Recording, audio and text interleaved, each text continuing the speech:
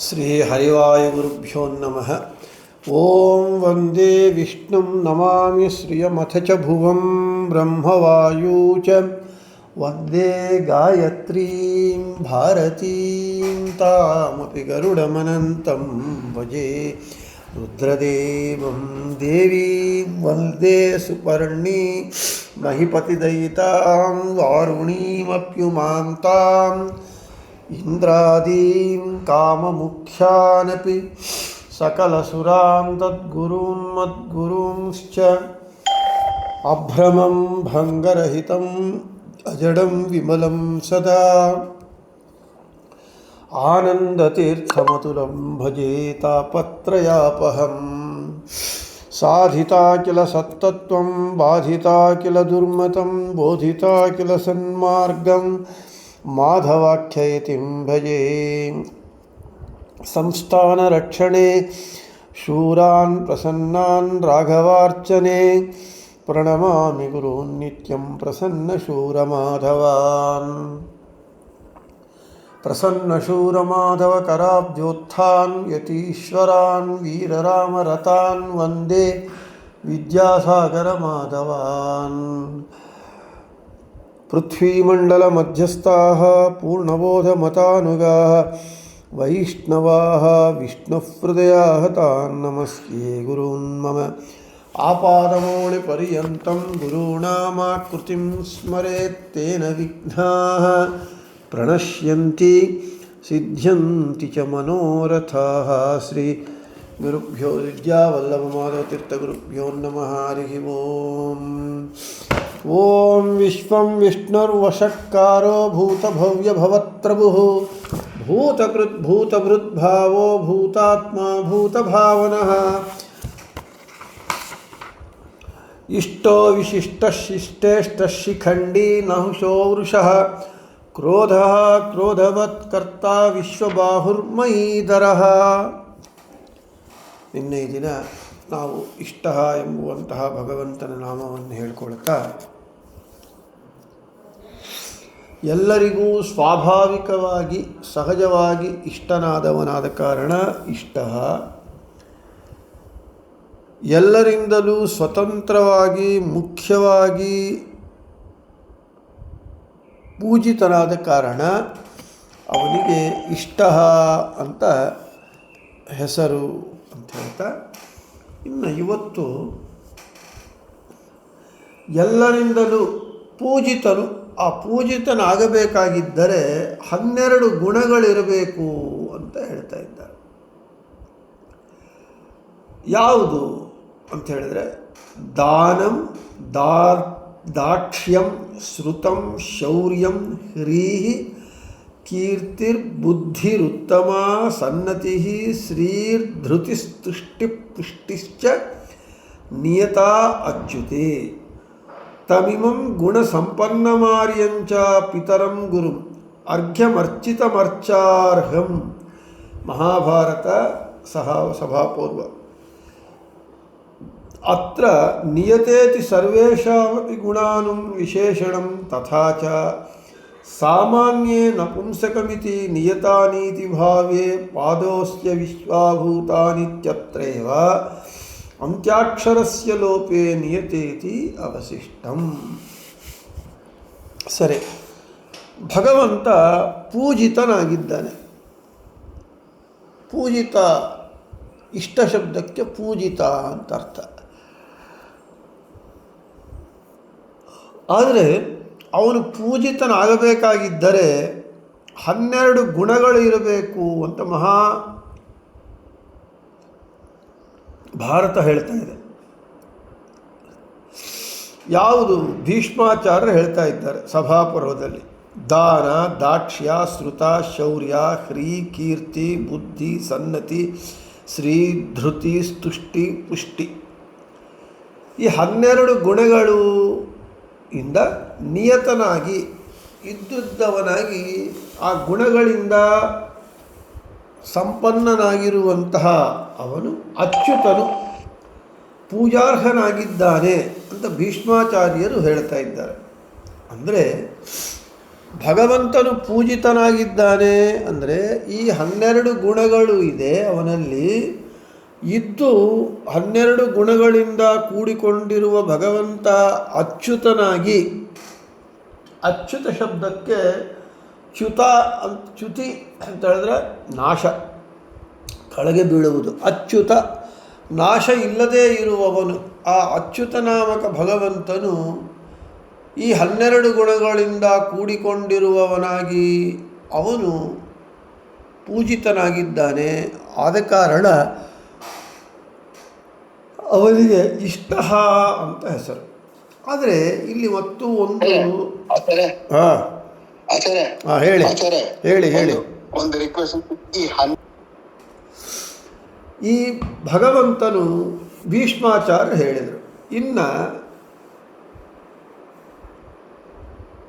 ನಹಿ ಕೇವಲಮಸ್ಮಾಕಂ ಅರ್ಚ್ಯತಮೋಚ್ಯುತಃ ತ್ರಯಾಣಾಮಪಿ ಲೋಕಾನಾಂ ಅರ್ಚನೀಯೋ ಮಹಾಭುಜಃ. ಕೃಷ್ಣ ನಮಗಷ್ಟೇ ಪೂಜಾರ್ಹನಲ್ಲ, 3 ಲೋಕಗಳಿಗೂ ಪೂಜ್ಯನಾಗಿದ್ದಾನೆ, ಪೂಜಾರ್ಹನಾಗಿದ್ದಾನೆ. ಇನ್ನೂ ವಿಶಿಷ್ಟ ಏನು ಅಂತ ಹೇಳಿದರೆ, ಕೃಷ್ಣನನ್ನು ದ್ವೇಷಿಸುವಂತಹ ಬದ್ಧ ವೈರಿಯಾದಂತಹ ದುರ್ಯೋಧನನೇ ಹೇಳ್ತಾನೆ, ನಹಿ ಪೂಜ್ಯತಮೋ ಲೋಕೆ ಕೃಷ್ಣ ಪೃಥುಲಲೋಚನ ತ್ರಯಾಣಾಮಪಿ ಲೋಕಾನಾಂ ವಿದಿತಂ ಮಮ ಸರ್ವಥಾ. ಕಲಿಸ್ವರೂಪನಾದ ದುರ್ಯೋಧನನೇ ಹೇಳ್ತಾನೆ, ಕೃಷ್ಣನು ಈ ಲೋಕದಲ್ಲಿ ಪೂಜ್ಯತಮನಾಗಿದ್ದಾನೆ, ಅಂದರೆ ಅತ್ಯಂತ ಶ್ರೇಷ್ಠನಾಗಿ, ಪೂಜ್ಯರಲ್ಲಿ ಶ್ರೇಷ್ಠನಾಗಿದ್ದಾನೆ. ಅಷ್ಟೇ ಅಲ್ಲ, 3 ಲೋಕಗಳಲ್ಲಿ ಪೂಜ್ಯತಮನಾಗಿದ್ದಾನೆ ಅಂತ ನನಗೆ ಗೊತ್ತಿದೆ ಎಂದು ದುರ್ಯೋಧನನೇ ಒಪ್ಪಿಕೊಂಡಿದ್ದಾನೆ. ಅಂದರೆ ಭಗವಂತನ ವೈಶಿಷ್ಟ್ಯ ಎಂಥದ್ದು? ಅವನು ಇಷ್ಟ ಅಂದರೆ ಇಷ್ಟ ಶಬ್ದಕ್ಕೆ ಪೂಜಿತನು ಅಂತ ಹೇಳ್ಕೊಂಡಿದ್ದೇವೆ. ಆದ ಕಾರಣ ಭಗವಂತ ಕೃಷ್ಣ ಒಂದು ಲೋಕದಲ್ಲಿ ಅಲ್ಲ 3 ಲೋಕಗಳಲ್ಲಿ ಪೂಜ್ಯತಮನು. ಅದನ್ನು ಭೀಷ್ಮಾಚಾರ್ಯ ಹೇಳ್ತಾರೆ. ಭೀಷ್ಮಾಚಾರ್ಯ ಹೇಳೋದ್ರೊಳಗೆ ಅವರು ಭೀಷ್ಮಾಚಾರ್ಯರು ಭಗವಂತನ ಭಕ್ತರಾದ ಕಾರಣ ಭೀಷ್ಮಾಚಾರ್ಯ ಹೇಳೋದು ವಿಶೇಷವಲ್ಲ. ಸಾಕ್ಷಾತ್ ಕಲಿಸ್ವರೂಪನಾದ ದುರ್ಯೋಧನನೇ ಹೇಳ್ತಾ ಇದ್ದಾನೆ, ಈ ಲೋಕದಲ್ಲಿ ಪೂಜ್ಯತಮನಾಗಿರೋದೇ ಅಲ್ಲದೆ 3 ಲೋಕಗಳಲ್ಲಿ ಭಗವಂತನಾದ ಕೃಷ್ಣ ಪೂಜ್ಯತಮನಾಗಿದ್ದಾನೆ, ಆ ವಿಷಯ ನನಗೆ ಗೊತ್ತಿದೆ ಅಂತ ದುರ್ಯೋಧನನೇ ಹೇಳ್ತಾನೆ. ಅದೇ ದುರ್ಯೋಧನನ ಒಂದು ದೊಡ್ಡ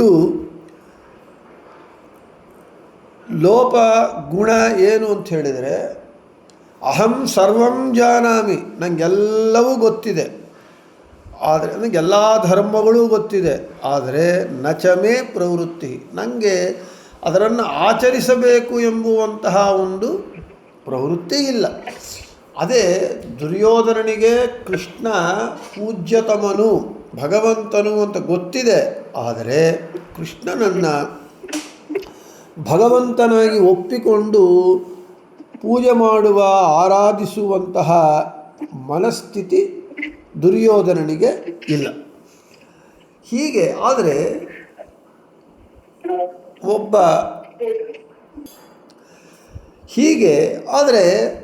ಭಗವಂತ ಒಬ್ಬನೇ ಜಗತ್ತಿನಲ್ಲಿ ಪೂಜ್ಯನಾಗಿಲ್ಲ, ಪೂಜಿತನಾಗಲಿಲ್ಲ ಇಲ್ಲ. ಅನೇಕ ಜನ ಇದ್ದಾರೆ.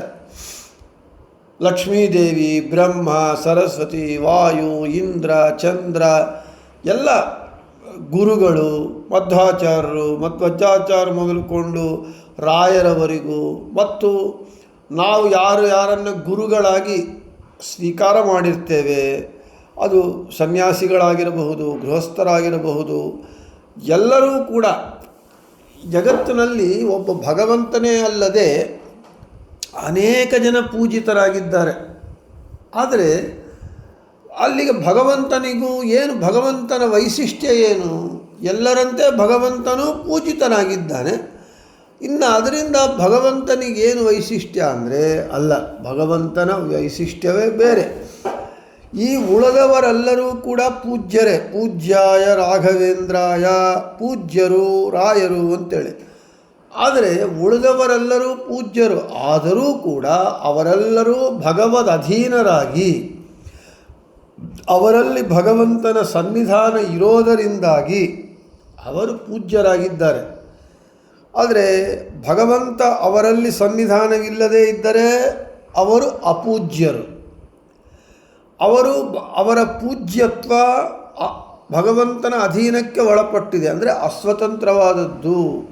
ಭಗವಂತನ ಒಂದು ಸನ್ನಿಧಾನದಿಂದ ಪೂಜ್ಯರು. ಆದರೆ ಭಗವಂತ ಹಾಗಲ್ಲ, ಅವನು ಸ್ವತಂತ್ರನಾಗಿ ಪ್ರಧಾನವಾಗಿ ಪರಮ ಮುಖ್ಯ ವೃತ್ತಿಯಿಂದ ಪೂಜ್ಯನಾಗಿದ್ದಾನೆ. ಅದಕ್ಕೆ ಅವನು ಪೂಜಿತನಾಗಿದ್ದಾನೆ ಭಗವಂತ. ಆದ ಕಾರಣ ಅವನು ಇಷ್ಟ ಅಂತ ಅವನಿಗೆ ಹೆಸರು. ನಾವು ಭಗವದ್ ಭಕ್ತರನ್ನು ಮಾತ್ರ ಪೂಜೆ ಮಾಡ್ತೇವೆ. ಯಾಕೆ? ದೈತ್ಯಾನಾಂ ಪ್ರಹ್ಲಾದೋಸ್ಮಿ, ದೈತ್ಯರು ಪೂಜ್ಯರಲ್ಲ, ರಾಕ್ಷಸರು ದೈತ್ಯರು. ಆದರೆ ಭಗವದ್ಗೀತೆಯಲ್ಲಿ ಭಗವಂತ ಹೇಳ್ತಾನೆ, ದೈತ್ಯಾನಾಂ ಪ್ರಹ್ಲಾದೋಸ್ಮಿ, ದೈತ್ಯರಲ್ಲಿ ನಾನು ಪ್ರಹ್ಲಾದನಾಗಿದ್ದೇನೆ. ಪ್ರಹ್ಲಾದ ನಮಗೆ ಪೂಜ್ಯನಾಗಿದ್ದಾನೆ. ಅದೇ ಅನೇಕ ಜನ ದೈತ್ಯರಿದ್ದಾರೆ. ನಾವು ದೈತ್ಯರನ್ನು ಯಾರನ್ನ ಪೂಜೆ ಮಾಡಲ್ಲ. ಯಾಕೆ ಅಂಥೇಳಿದರೆ, ಭಗವಂತನ ಸನ್ನಿಧಾನ ವಿಶೇಷವಾದ ಒಂದು ಸನ್ನಿಧಾನ. ಅವನು ಪೂಜಿತ ಶಬ್ದವಾಚ್ಯನಾಗಿ, ಪೂಜ್ಯ ಶಬ್ದವಾಚ್ಯನಾಗಿ ಅವರಲ್ಲಿ ಇದ್ದು ಅವರಿಗೆ ಆ ಪೂಜ್ಯತ್ವವನ್ನು ಕೊಟ್ಟರೆ ನಾವು ಅವರನ್ನು ಪೂಜೆ ಮಾಡ್ತೇವೆ. ಅವರು ಆವಾಗ ಪೂಜಿತರಾಗ್ತಾರೆ, ಪೂಜ್ಯರಾಗ್ತಾರೆ. ಇಲ್ಲದೇ ಇದ್ದರೆ ಆಗುವುದಿಲ್ಲ. ದೈತ್ಯರೆಲ್ಲರೂ ಕೂಡ ಅಪೂಜ್ಯರೇ. ಆದರೆ ದೈತ್ಯನಾದರೂ ಪ್ರಹ್ಲಾದನು ಪೂಜ್ಯನಾಗಿದ್ದಾನೆ ಅಂತ ಹೇಳಿದರೆ ಅದು ಭಗವಂತನ ವಿಭೂತಿ ಅವನಲ್ಲಿರೋದರಿಂದ, ಪೂಜ್ಯತ್ವ ಅವನಿಗೆ ಭಗವಂತ ಅವನಲ್ಲಿ ಪ್ರಹ್ಲಾದರಾಜರಲ್ಲಿ ಇದ್ದು ಪೂಜ್ಯತ್ವವನ್ನು ಕೊಟ್ಟಿರೋದರಿಂದ. ಆದರೆ ಭಗವಂತ ಎಲ್ಲರಲ್ಲೂ ಇದ್ದಾನೆ. ಭಗವಂತ ಇಲ್ಲದೇ ಇರುವ ಪ್ರದೇಶವೇ ಇಲ್ಲ. ಆದರೆ ಭಗವಂತ ದುರ್ಯೋಧನನಲ್ಲೂ ಇದ್ದಾನೆ, ಹಿರಣ್ಯಕಶಿಪಲ್ಲಿದ್ದಾನೆ, ರಾವಣಾಸುರನಲ್ಲಿದ್ದಾನೆ, ಹಿರಣ್ಯಾಕ್ಷನಲ್ಲಿದ್ದಾನೆ. ಇವರು ಯಾಕೆ ಪೂಜ್ಯರಾಗ್ತಾ ಇಲ್ಲ ಅಂತ ಹೇಳಿದರೆ, ಭಗವಂತ ಈಗಲೇ ನಾನು ಹೇಳಿದಂತೆ ಅವನು ಇದ್ದು ಆ ಪೂಜ್ಯತ್ವವನ್ನು ಅವರಿಗೆ ಕೊಟ್ಟರೆ ಆವಾಗ ಅವರು ಪೂಜ್ಯರಾಗ್ತಾರೆ, ಪೂಜಿತರಾಗ್ತಾರೆ ಹೊರತು ಇಲ್ಲದೇ ಇದ್ದರೆ ಇಲ್ಲ. ದುರ್ಯೋಧನ, ರಾವಣಾಸುರ, ಕುಂಭಕರ್ಣ, ಹಿರಣ್ಯಕಶಿಪು ಇವರಲ್ಲಿ ಭಗವಂತ ಅವನು ಇದ್ದರೂ ಕೂಡ ಅವರಿಗೆ ಆ ಪೂಜ್ಯತ್ವವನ್ನು ಕೊಡಲಿಲ್ಲ, ಅವನು ಅನುಗ್ರಹ ಮಾಡಲಿಲ್ಲ.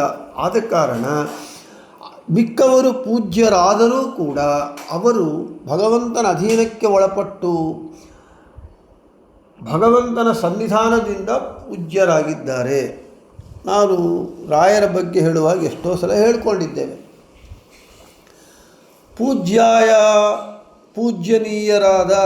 ಪೂಜ್ಯರಾದ ಸತ್ಯಧರ್ಮರತಾಯ ಚ, ಸತ್ಯಧರ್ಮದಲ್ಲಿ ರತಿವುಳ್ಳವರಾದ, ಭಜತಾಂ ಕಲ್ಪವೃಕ್ಷಾಯ, ಭಜಿಸುವವರಿಗೆ ಕಲ್ಪವೃಕ್ಷದಂತೆ ಇರುವ, ನಮತಾಂ ಕಾಮಧೇನುವೆ, ನಮಿಸುವವರಿಗೆ ಕಾಮಧೇನುವಂತೆ ಇರುವ ರಾಘವೇಂದ್ರಾಯ. ರಾಯರಿಗಾಗಿ ನಮಸ್ಕಾರ ಎಂಬುದು ಅಧ್ಯಾಹಾರ. ರಾಯರು ಯಾಕೆ ಪೂಜ್ಯರಾದರು ಅಂತ ಹೇಳಿದರೆ ಅದಕ್ಕೆ ಸತ್ಯಧರ್ಮರತಾಯ ಚ. ಯಾಕೆ? ಸತ್ಯವಾಚ್ಯ ಶಬ್ದನಾದ, ಧರ್ಮವಾಚ್ಯ ಶಬ್ದನಾದ ಭಗವಂತನಲ್ಲಿ ಅವರು ಸದಾ ರತಿವುಳ್ಳವರಾದ ಕಾರಣ ಅವರು ಅಲ್ಲಿ ರಾಯರಲ್ಲಿ ವಿಶೇಷ, ಪ್ರಹ್ಲಾದರಾಜರಲ್ಲಿ ವಿಶೇಷ ರಾಯರ ಸನ್ನಿಧಾನ. ಪ್ರಹ್ಲಾದರಾಜರೇ ಬಾಹ್ಲೀಕರಾಜರು, ಅವರೇ ವ್ಯಾಸರಾಜರು, ಅವರೇ ರಾಯರು. ಆದ ಕಾರಣ ರಾಯರು ಪೂಜ್ಯನೀಯರಾಗಿದ್ದಾರೆ. ಸತ್ಯವಾಚ್ಯ ಧರ್ಮವಾಚ್ಯ ಭಗವಂತನಲ್ಲಿ ಸದಾ ರತಿವುಳ್ಳವರು. ಆದ ಕಾರಣ ಪೂಜ್ಯರಾಗಿದ್ದಾರೆ. ಆ ಪೂಜ್ಯತ್ವವನ್ನು ರಾಯರಲ್ಲಿ ಭಗವಂತ ವಿಶೇಷವಾಗಿ ಕೊಟ್ಟಿರುವುದರಿಂದ ಅವರು ಪೂಜ್ಯರಾಯ.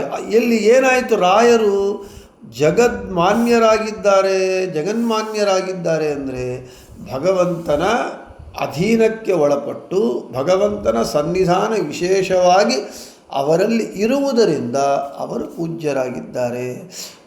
ಅದಕ್ಕೆ ಹೇಳ್ತಾರೆ, ಪರಿಮಳವು ಸುಮನದಳು ಅನಲನು ಅರಣಿಯೊಳಗಿಪ್ಪಂತೆ ದಾಮೋದರನು ಬ್ರಹ್ಮಾದಿ ಮನೆಗಳ ತೋರದಲೆ ಇರುತಿಹ ಜಗನ್ನಾಥ ವಿಠಲನ ಕರುಣೆ ಪಡೆವ ಮುಮುಕ್ಷು ಜೀವರು ಪರಮ ಭಾಗವತರನ್ನು ಕೊಂಡಾಡುವುದು ಪ್ರತಿದಿನವೂ.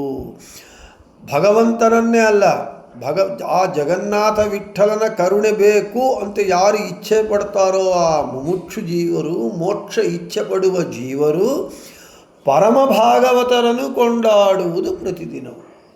ಪರಮ ಭಗವದ್ಭಕ್ತರನ್ನು ಸ್ತೋತ್ರ ಮಾಡಬೇಕು. ಯಾಕೆ? ಭಗವದ್ಭಕ್ತರೆಲ್ಲರೂ ಪೂಜ್ಯರೇ. ಅದು ಭಗವಂತನ ಸನ್ನಿಧಾನದಿಂದ, ಭಗವಂತ ಅನುಗ್ರಹದಿಂದ. ಭಗವದ್ವೇಷಿಗಳೆಲ್ಲರೂ ಕೂಡ ಅಪೂಜ್ಯರು. ಅವರನ್ನು ನಾವು ನಿಂದ ಮಾಡಬೇಕು ಅಂತಲೇ ಆಚಾರ್ಯ ಹೇಳ್ತಾರೆ. ಇನ್ನು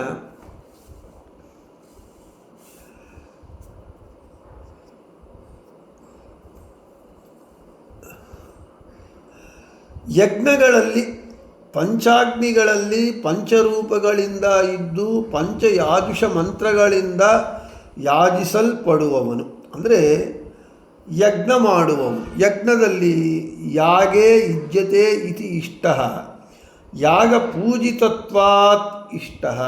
ಯಜ್ಞಗಳಲ್ಲಿ ಭಗವಂತನನ್ನು ನಾವು ಪೂಜೆ ಮಾಡ್ತೇವೆ.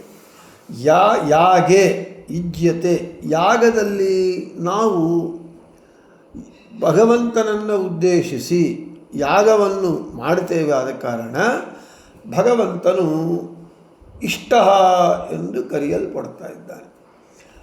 ಯಜ್ಞದಲ್ಲಿ ನಾವು ಯಜ್ಞ ಯಾರಿಗಾಗಿ ಮಾಡ್ತೇವೆ? ಭಗವಂತನಿಗಾಗಿ ಮಾಡ್ತೇವೆ. ಅದು ಪವಮಾನ ಹೋಮ ಆಗಲಿ, ಯಾವುದೇ ಹೋಮ ಆಗಲಿ, ಗಣ ಹೋಮವಾಗಲಿ,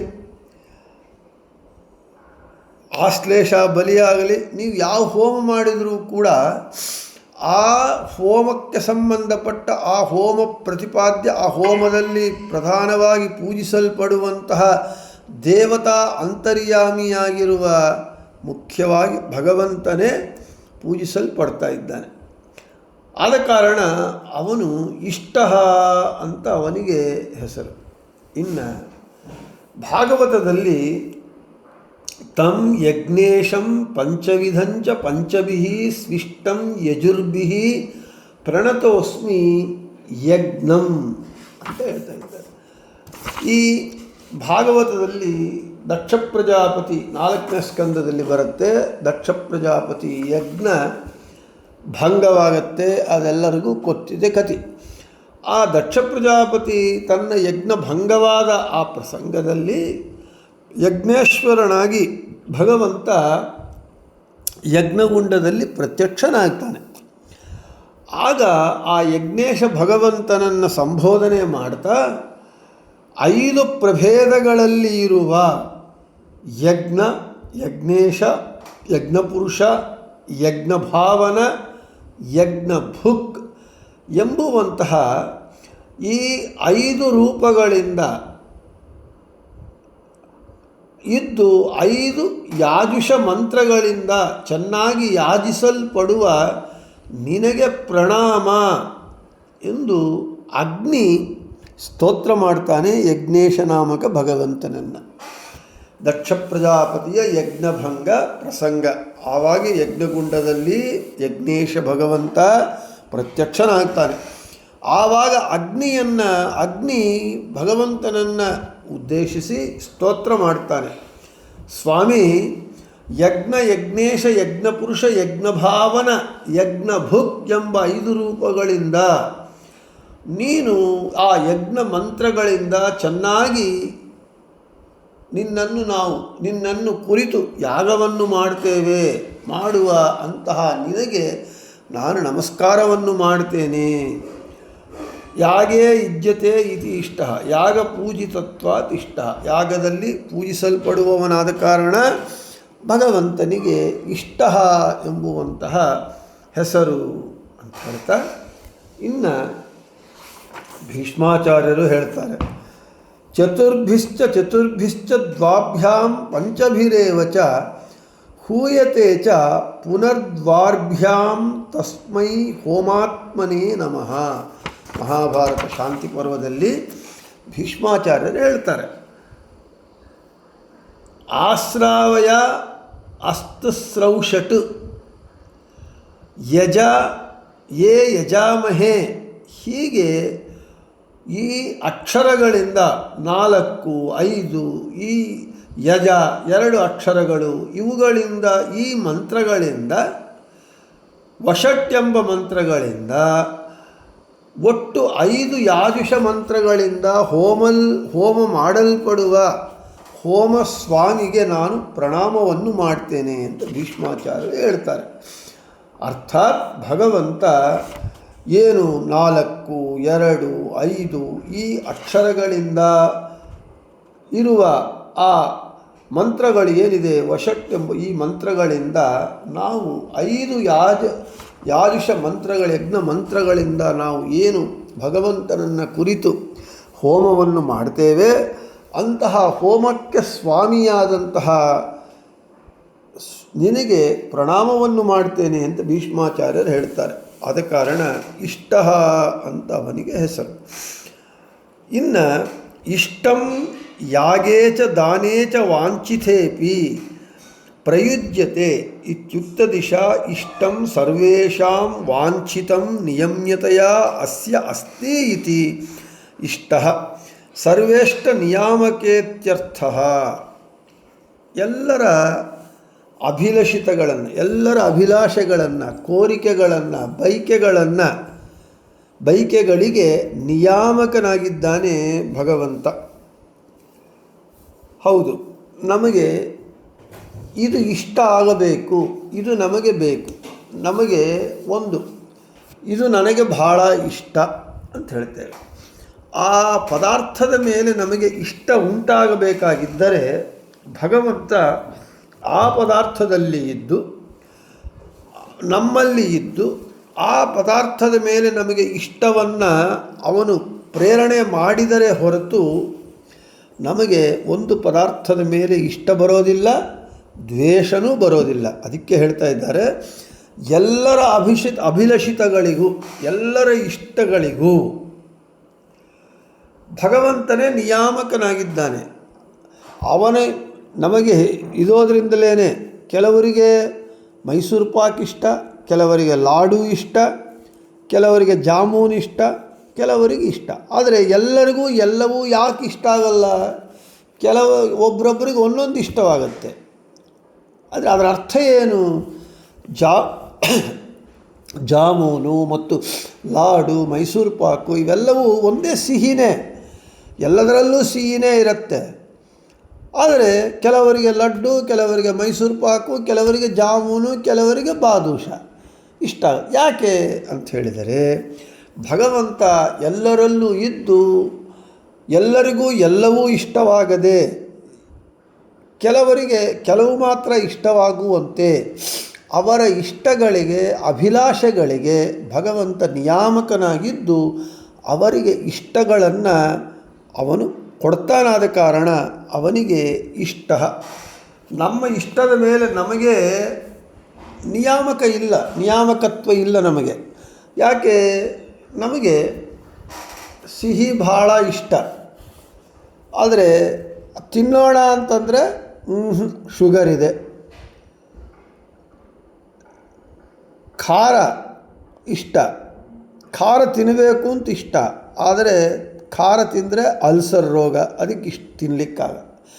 ಆದ ಕಾರಣ ನಮ್ಮ ಇಷ್ಟಗಳ ಮೇಲೆ ನಮಗೆ ನಿಯಾಮಕತ್ವ ಇಲ್ಲ, ನಮಗೆ ಅಧಿಕಾರವಿಲ್ಲ. ನಮ್ಮ ಇಷ್ಟಗಳ ಮೇಲೂ ಎಲ್ಲರ ಇಷ್ಟಗಳ ಮೇಲೂ ನಿಯಾಮಕನಾಗಿದ್ದಾನೆ, ಎಲ್ಲರ ಇಷ್ಟಗಳು ನಿಯಾಮಕನಾಗಿದ್ದಾನೆ. ಆದ ಕಾರಣ ಭಗವಂತನಿಗೆ ಇಷ್ಟ ಅಂತ ಹೆಸರು. ಇನ್ನು ಬೃಹದಾರಣ್ಯಕ ಉಪನಿಷತ್ ಭಾಷ್ಯ. ಯಥಾಕಾರಿ ಯಥಾಚಾರಿ ತಥಾ ಭವತಿ ಸ ಯಥಾ ಕಾಮೋ ಭವತಿ ತತ್ ಕ್ರತುರ್ಭವತಿ.